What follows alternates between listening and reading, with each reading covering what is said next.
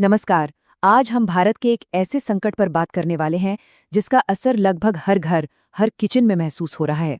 और वो है एलपीजी की जबरदस्त किल्लत। ये सिर्फ एक गैस सिलेंडर की कहानी नहीं है, बल्कि ये देश की ऊर्जा सुरक्षा से जुड़ा एक बहुत बड़ा सवाल है।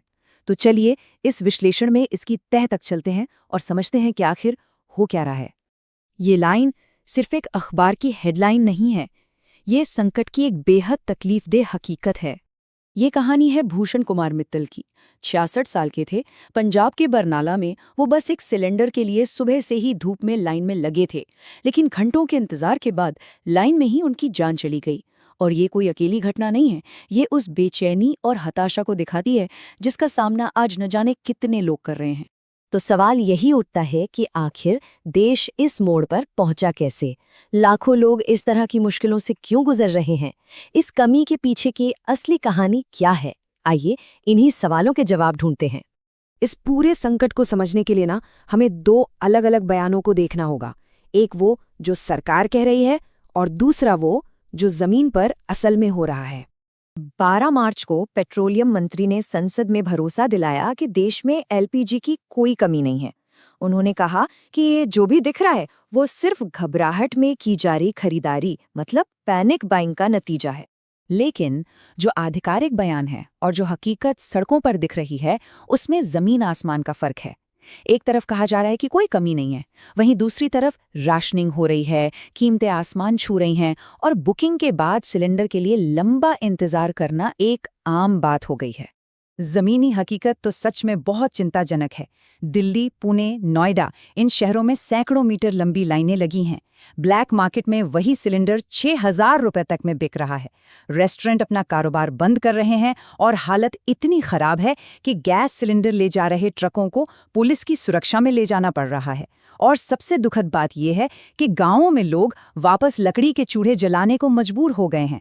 तो आखिर ये संकट अचानक पैदा कैसे हो गया? इसका एक बहुत बड़ा कनेक्शन अंतर्राष्ट्रीय राजनीति से है।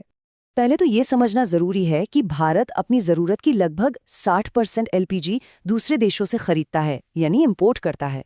तो हमारी निर्भरता बाहरी सप्लाई पर बहुत ज्यादा है। अब जो बात इसे और भी ज्यादा गंभीर बना देती है वो ये है कि इस 60% इंपोर्ट का भी करीब 90% हिस्सा सिर्फ और सिर्फ एक ही रास्ते से आता है। इस रास्ते का नाम है स्ट्रेट ऑफ हॉर्मुज। ये ईरान और ओमान के बीच एक बहुत ही पतला सा समुद्री रास्ता है। और सूत्र बताते हैं कि हाल ही में अमेरिका के साथ तनाव बढ़ने के बाद ईरान ने इस रास्ते को बंद कर दिया, जिससे भारत आने वाली गैस की सप्लाई लगभग ठप हो गई। तो ठीक है, एक अंतर्राष्ट्रीय समस्या तो है ही, लेकिन सूत्रों के मुताबिक असली सवाल ये है कि क्या हम इस तरह के किसी हालात के लिए तैयार थे?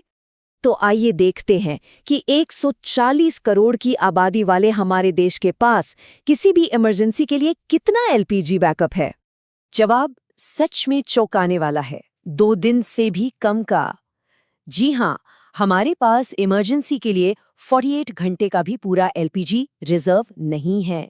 ये जो आंकड़े आप स्क्रीन पर देख रहे हैं ये बहुत ज़रूरी हैं।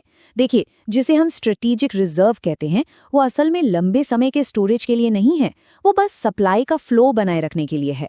पूरी सप्लाई चेन में लगभग 18 दिन का स्टॉक रहता है, लेकिन वो भी लगातार आ रहे जहाज़ों पर निर्भर है।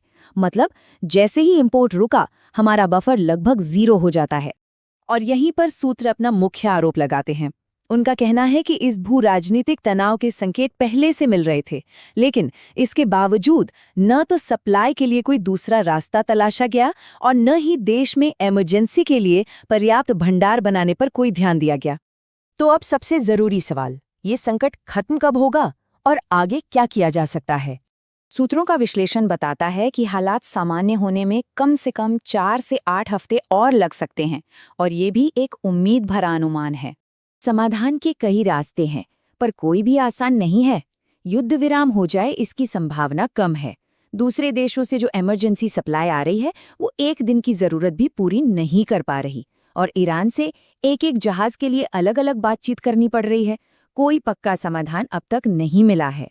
इस बीच आम लोग क्या कर सकते हैं? कुछ व्यवहारिक कदम उठाए जा सकते हैं। अगर मुमकिन हो तो बैकअप के लिए एक इंडक्शन कुकर रखें। अपने इलाके में पीएनजी यानी पाइप्ड गैस की उपलब्धता के बारे में पता करें। कहीं भी कालाबाजारी हो रही हो तो उसकी शिकायत जरूर करें। और सबसे जरूरी, घबराहट में आकर अतिरिक्त सिलेंडर जमा ना करें, क्योंकि इससे हालात और बिगड़ते हैं। और अंत में हम इस विश्लेषण को वहीं लेकर आते हैं जहां से हमने शुरू किया था, इसके इंसानी पहलू पर। सोचिए उस महिला के बारे में जिसे सालों की मेहनत के बाद चूल्हे के धुएं से आज़ादी मिली थी। वो आज फिर उसी पर खाना बनाने को मजबूर है। इस संकट की सबसे बड़ी कीमत यही लोग चुका रहे हैं। तो ये संकट सिर्फ गैस की कमी का नहीं है, ये हम सबके सामने एक बड़ा सवाल खड़ा करता है।